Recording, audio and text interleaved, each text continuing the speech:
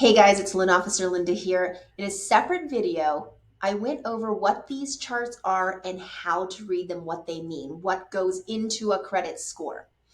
So be sure to like this video and subscribe to my channel so that you can continue to educate yourself on what exactly goes into credit, how to maintain it, how to build it, because guys, this is so important. This is your life. This affects, whether or not you believe it, almost every aspect of your life. And your life would be a lot easier if you just had good credit.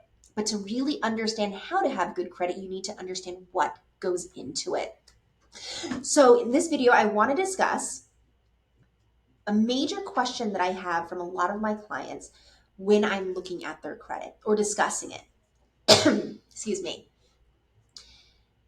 They tell me, Linda, when I'm looking at either one of the three bureaus or a credit monitoring app, the credit scores are all going to be different. My bank says my credit score is one number.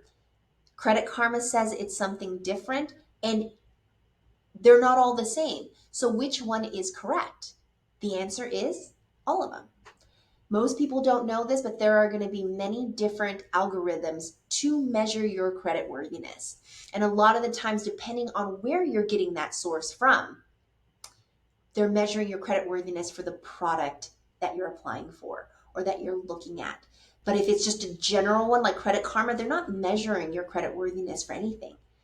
They're just telling you, based on this information, your credit history, the amounts owed, length of credit, etc., this is what your credit score is. However, if you were to go to a lender and apply for credit for what you're asking for, they're going to look at you differently than something else. So for example, I know that's a little bit confusing. If you were to go to an auto dealership and you were shopping a car note, they're going to look at you differently based on what's on your credit report versus if you were to go to your bank and apply for a credit card. So for example, if you were to have, and they still all affect you, but they're going to put more emphasis on the product that you applying for. So if you've had late payments on an auto loan or a repo, etc., an auto dealership and their algorithm is going to look at you a little bit differently. Same way with if you've had great payments, you've had that car paid off, and you're going to apply for a new car loan. They're going to look at you and put a lot of emphasis on that. So same way with a leasing company looking at you for a rental. Do you have late payments or evictions on your credit report? They're going to look at that. So based on the product that you are applying for credit, that algorithm is going to measure your credit worthiness for that. So mortgage lenders, we're going to look at you guys the strictest, because when you're looking at consumer type credit reports, auto loans, credit cards, rentals, etc., all they really want to know is, if we let you borrow this money, will you pay us back on time? What's the likelihood that you're going to pay us back, and will you pay us back on time? But they really just want to know, will you? As a mortgage loan originator, we want to make sure that you are not house poor.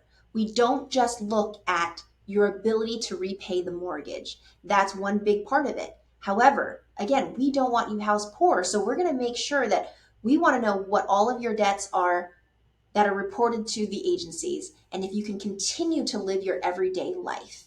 So could you make this mortgage payment and still live your life? Put groceries in your refrigerator, put gas in your car?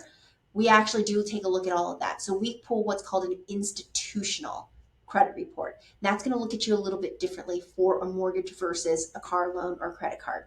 However, if you have any questions, please feel free to reach out. I'm happy to answer any questions you may have, because your financial position is going to be very specific to yourself. You don't make or spend money the same way as anybody else. So it's hard to do these videos specifically for one person because it's a very broad term. Everybody's unique. So I'm going to put my information in the link below. If you have any questions, you can also comment and I'll respond to it. Or if you want me to reach out, or you want to reach out to me, my phone number is 702-574-1877.